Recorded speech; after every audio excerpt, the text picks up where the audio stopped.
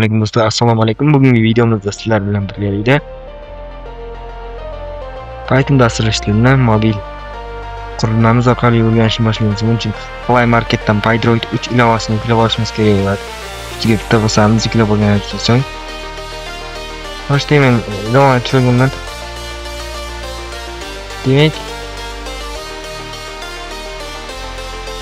ilova o'rnatib olgan bo'lsak, birinchi sozlab olamiz do'stlar.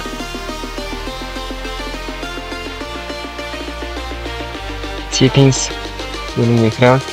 Editorni tanlaymiz. Kirasini yoqib qo'yamiz.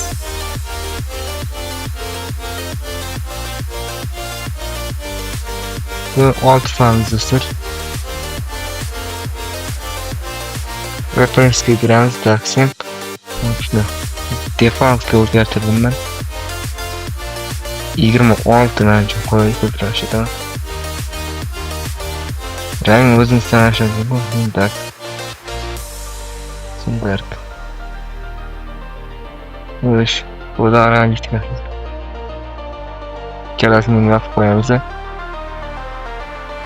Endi qiladigan terminal so'zlarni kiramiz. Statsbar. Ekshinglar qiladi. Fontsiz. 20 ga aylantiramiz.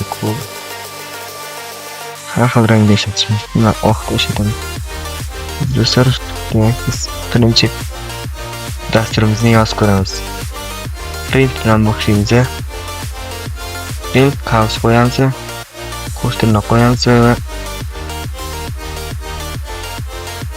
Hello World dasturga tugma orqali ishga tushiramiz dasturimizni. Do'stlar, Hello World program finished. Ilova tayyorlaydi. Endi fayl bilan ishlashdir. Bu yerdagi mana so'zimizni save as qilamiz. Internet storage bo'lsa new file turgan bo'ladi bu yerda. O'chiramiz.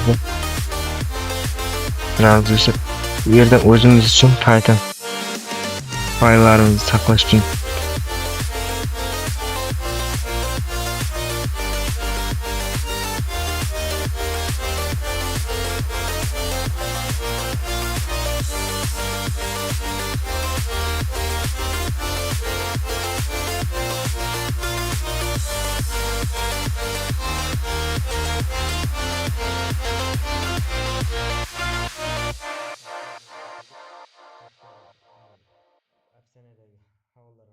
Telegram kanal va guruhimiz